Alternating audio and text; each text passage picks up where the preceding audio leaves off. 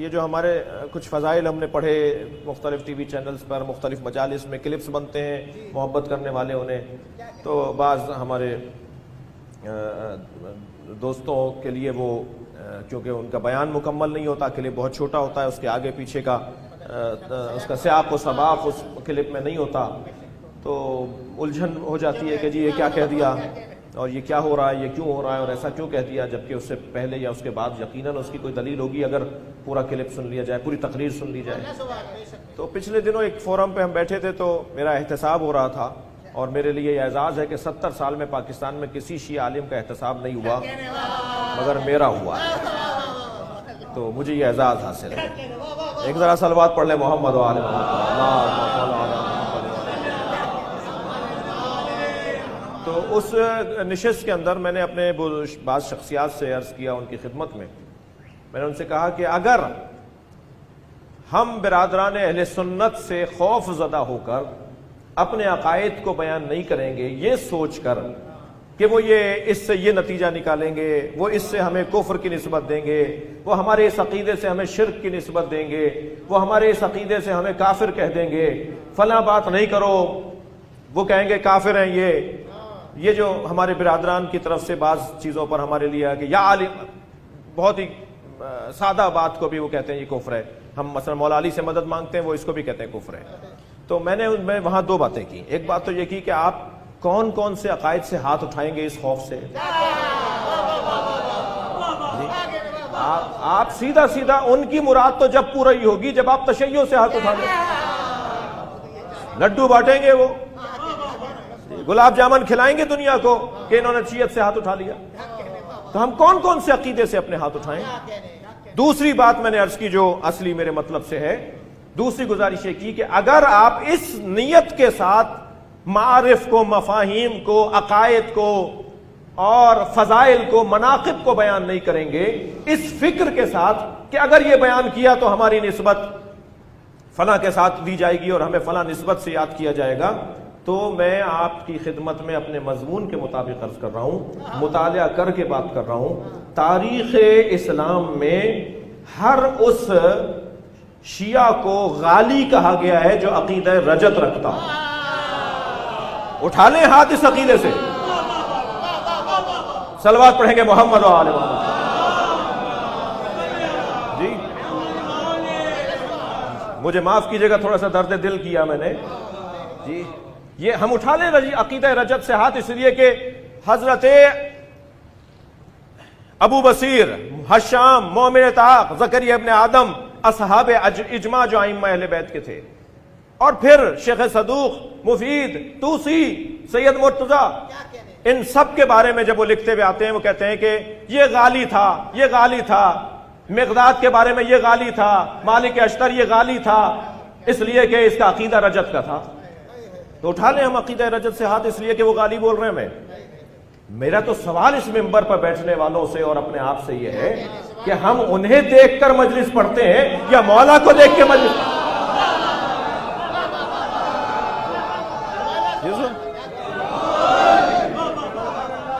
ہاں یہ میرا قصور ہے کہ میں اپنے عقیدے کو اگر اپنے مخالف کے سامنے بیان کرنے میں ناکام ہوں تو مجھے پھر اپنی کامیابی کے لیے اہتمام بڑھانا ہوگا، انتظام بڑھانا ہوگا۔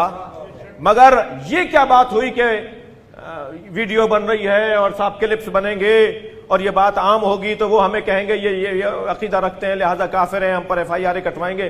آپ تو ان باتوں سے میرے سینے میں بہت ساری آگ لگی ہوئی، بہت سی آگ لگی ہوئی ہے۔ یہ کہاں سے، کس نے کہا ہے کہ جب ہم پہ دباؤ آیا تو ہم نے مجلس بند کر دی؟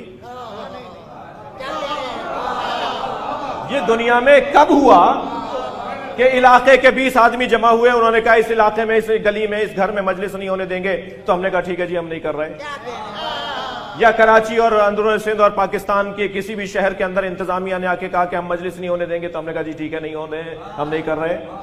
یا آپ نے کہا جی جلوس نہیں نکلنے دیں گے، ہم نے کہا جی جلوس نہیں نکل رہے، ٹھیک ہے آپ نہیں راضی ہیں تو ہم نہیں نکال رہے؟ کب ہوا یہ؟ خاص طور پر پاکستان کی تاریخ میں کب ہوا؟ 70 سال سے زیادہ کی پاکستان کی تاریخ ہے، کب ہوا پاکستان میں؟ ہم نے اپنی جانوں کے نذرانے دیے، ہم نے اپنا مال لٹا دیا، کرفیو لگا مگر عزاداروں کے لیے نہیں لگا. ہم نے کہا ہم جلوس نکالیں گے. یہ اور بات ہے کہ یہ کورونا وبا کے وجہ سے عالمی حالات، عالمی مسائل اس عقیدے یعنی ہمارے اس عقیدے کے خلاف عمل کرنے والوں کا ساتھ دے رہا ہے.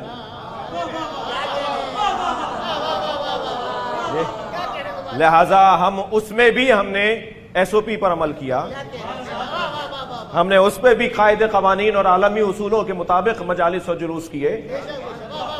یہی مجلس آپ لے لیجئے کہ ہر 4-5 فٹ کے فاصلے پر نشان لگا دیے گئے جہاں مومنین تشریف فرمائے ہیں، اور کوئی ہی شاید ہو جو مجھے نظر نہیں آ رہا جو ماسک لگائے ہوئے نہ ہو. سب سینیٹائزر لگایا جا رہا ہے، تمام اصولوں کے مطابق مجلس ہو رہی ہے. اگر کہیں بے احتیاطی ہوئی ہے تو میں ان سے بھی مخاطب ہوں کہ بے احتیاطی کو عقیدت مندی نام نہ دیجیے.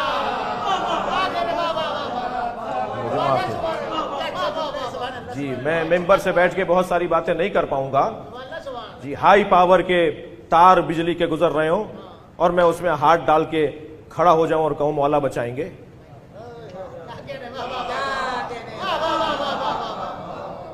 مولا نے تو نہیں کہا کہ ایسے ہمیں بچاؤ، بچانے کا ہم سے خواہش رکھو. خانہ کعبہ بھی سیلاب میں ڈوب جاتا ہے، علت و معلول کا نظام، اللہ کا گھر بھی اس سے خالی نہیں ہے. صدام کے زمانے میں فائرنگ ہوئی، مولا حسین کے روزے کے اندر آج تک انہوں نے نشان روکے ہوئے ہیں. 95 میں جو فائرنگ ہوئی تھی 1995 میں. تو یہ کوئی بات نہیں ہوئی کہ بے احتیاطی کو میں عقیدت نام دوں. بے احتیاطی عقیدت نہیں ہے. عزیزان گرامی، بہت خطرناک ماحول ہوتا جا رہا ہے. کراچی کے اندر 40 سے زیادہ جنازے اٹھا چکے ہیں. آپ جنہیں نہیں پتا وہ سن لیں. جی پورے پاکستان میں 100 سے زیادہ جنازے اٹھا چکے ہیں اس وقت آپ. اور عجیب کیفیت ہے. یہ بھی نہیں ہے کہ کوئی بوڑھے حضرات ہی پریشان رہے، بزرگ ہی پریشان رہے، جوانوں کو اس کا شکار ہو رہے ہیں، جوان شکار ہو رہے ہیں. تو احتیاط وہ ایک علیحدہ بحث. مگر سوال یہ ہے کہ کب ہم نے دباؤ میں آ کر، ہم تو ویسے ہی اس گھرانے سے جڑے ہوئے ہیں جو زمانے کو مڑ کر نہیں دیکھتے، موڑ کر دیکھتے ہیں. صلوات پڑھیں گے محمد و آل محمد.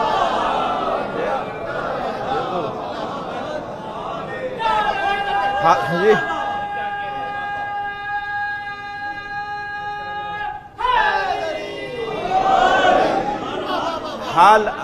حالات کے مطابق جینا رہنا ہمیں خوب آتا ہے. لہذا پھر گزارش کروں گا کہ یہ بات کرنا، اب ہم فلاں عقیدہ بیان ہوگا تو وہ ہمیں کافر کہہ دیں گے، وہ مشرک کہہ دیں گے. وہ ہے کون جو ہمیں کچھ عنوان دیں؟ یہ تو ہمارا ان پہ کرم ہے جو ہم کوئی عنوان نہیں دیتے. عنوان دینے کا حق ہمیں. ہم میٹھے پانی سے جڑے ہوئے ہیں، ہم صحت مند نظام ولایت اہل بیت سے جڑے ہوئے ہیں. کڑوا پانی پینے والے، گدلا پانی پینے والے، گندا پانی پینے والے لوگ کسی اور کو کافر اور مشرک کہیں گے؟ میرے معصوم فرماتے ہیں جو ہماری تعلیمات پر عمل کرے وہ میٹھا اور صاف پانی پیتا ہے. جی ہم ڈائریکٹ اہل بیت سے لیتے ہیں پیغام کو. لہذا یہ کہنا کہ صاحب وہ فلاں عقیدہ، تو عقیدہ رجت سوال اور لمحہ فکریہ کہ اگر اس خوف سے رہیں گے تو عقیدہ رجت سے بھی ہاتھ اٹھائیے، اس لیے کہ عقیدہ رجت رکھنے والے کو یہ سارا قبیلہ غالی کہتا ہے، جبکہ ہم غالی نہیں ہیں. عقیدہ رجت قدرت پروردگار کا جلوہ ہے، قدرت الہی کا جلوہ ہے.